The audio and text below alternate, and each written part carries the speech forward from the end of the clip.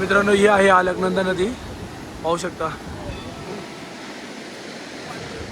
आणि समोरच आहे आपले बद्रीनाथचं मंदिर. आम्ही दर्शन घेऊन आलेलो आहोत. मंदिरात मोबाईल वगैरे अलाउड नाही आहे. तर पाहू शकता हे आहे बद्रीनाथचं मंदिर आणि किती भाविक आलेत पाहू शकता.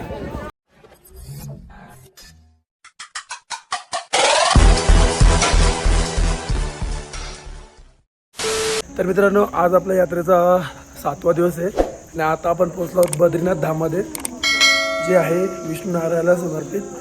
तर बसमध्ये उतरून घाई करतो मित्रांनो आम्ही, कारण 12 वाजता मंदिर बंद होणार आहे. बाकी तुम्हाला देखील दाखवतो सगळं, व्हिडिओमध्ये बघून राहा. तर हे आहे मित्रांनो बद्रीनाथमधील मार्केट. इकडे तुम्हाला कपडे वगैरे, घरी नेण्याची देवाची प्रतिमा तसेच खाण्यापिण्याची सोय सगळी भेटेल. गरम कपडे वगैरे सगळे भेटतील. तर मित्रांनो पाहू शकता पलीकडं त्या साईडला मंदिर दिसते थोडंसं आपल्याला आणि हा पूर्ण मार्केट आहे बद्रीनाथचं. इकडून मला हवं ती वस्तू मिळून जाईल.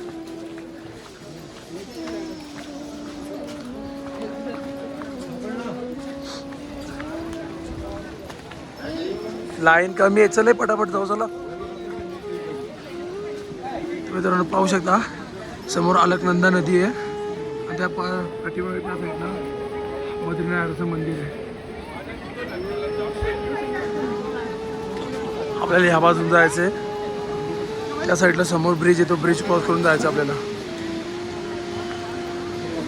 हा आहे प्रवेशद्वार आणि हा ब्रिज लागतो, हा अलकनंदा नदीवर आहे. आणि पाहू शकता खाली अलकनंदा नदी वाहते, तुम्हाला दाखवतो मी. मित्रांनो ही आहे अलकनंदा नदी पाहू शकता आणि समोरच आहे आपले बद्रीनाथचं मंदिर.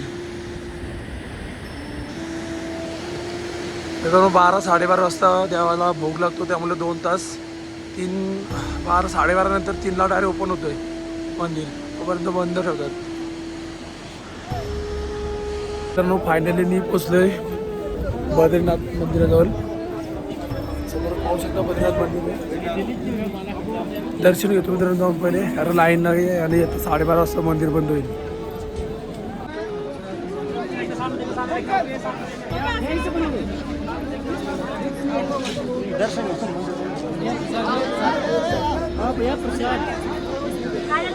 लाईनीला लागलेलो होतो आम्ही आणि आता कपाट बंद झाल्यात, देवाला भोग लागते. पाहू शकता लाईन लागली, गर्दी आहे.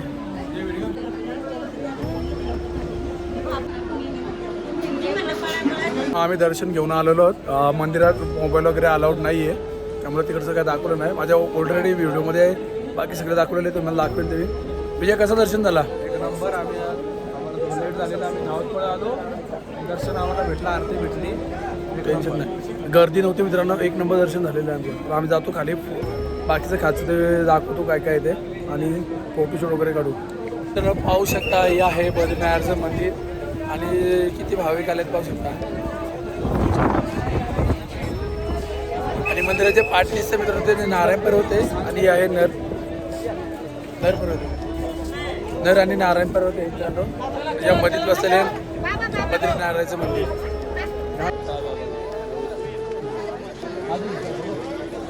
सगळ्यांना जय श्री बद्रीनाथ. हे आहे बद्रीनाथचं मंदिर. आपण दर्शन केलं, आपलं लग चांगले आहेत म्हणून आपल्याला चांगलं दर्शन भेटलं. नाही तर आपल्याला 4-4 तास पण लाईनीला राहायला लागतं. 5 वर्षामध्ये 5 तास राहिलेले लावलं. त्याची स्टोरी अशी मित्रांनो, बद्रीनाथचं मंदिर हे 4 धाम, भारतातील 4 धाममधला दुसरा वैकुंठ पण हेच आहे आणि उत्तराखंडमधलं 4थं धाम, 4 धामपैकी हे 4थं धाम आहे. पाहूता या साईडला पण पर्वत आहे, या साईडला पर्वत आहे. एकाचं नाव आहे नर, एकाचं नाव आहे नारायण.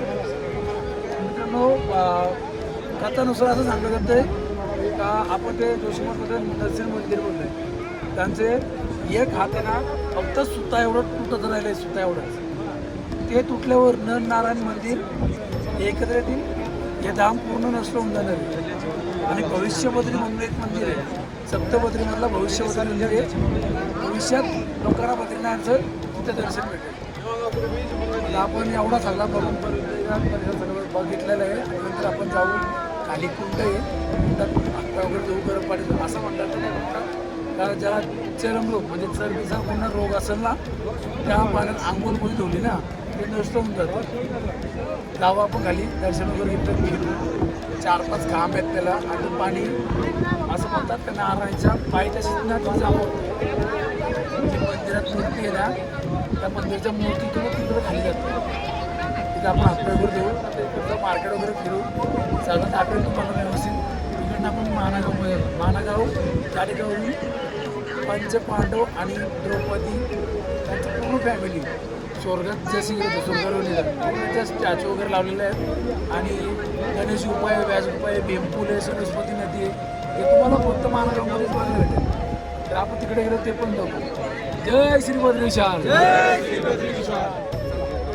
हे आहे गरम पाण्याचं कुंड जे नारायणाच्या पायाशून इकडं गरम पाणी येतोय. तर इकडं मित्रांनो आंघोळ वगैरे केली तर तुमचा चरमरोग निघून जातो. 2 कुंड आहेत, एक पुरुषांसाठी आणि तिकडे स्त्रियांसाठी आहे. तर इकडं हातपाय वगैरे धुतले जातं, आंघोळ वगैरे धुतली जाते. मित्रांनो यावेळेस महादेवाने ब्रह्मदेवाचं 4थं मुलगं होतं ते उडवलं होतं. त्यांना प्राप्त लागलेली ब्राह्मणाला झाली होती आणि त्यांचं मोक्ष कुठंच त्यांना भेटत होतं. तर त्यांनी ह्या ठिकाणी येऊन त्यांना श्राद्ध केलं होतं आणि त्यांचं पाप पूर्ण ते धुवले गेले होते. आणि म्हणून महादेवाने या ठिकाणी वस्ती केली होती. आणि जर तुम्ही येत असाल तर तुमचे जे पिंडदान वगैरे असतात त्या ठिकाणी ते करू शकतात. महादेवाने आणि पार्वतीने याच ठिकाणी ब्रह्मदेवाचं जे त्या गेले होते एक गौरवलेलं त्याचं या ठिकाणी पिंडदान केलं होतं.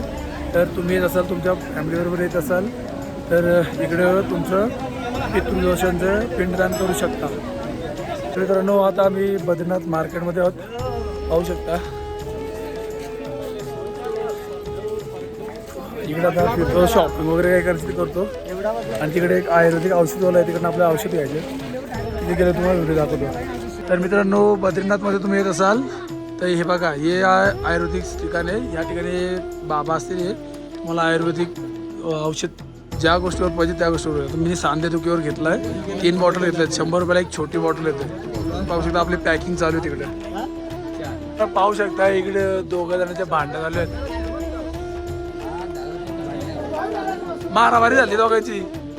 पैसा कशी मारत होतं.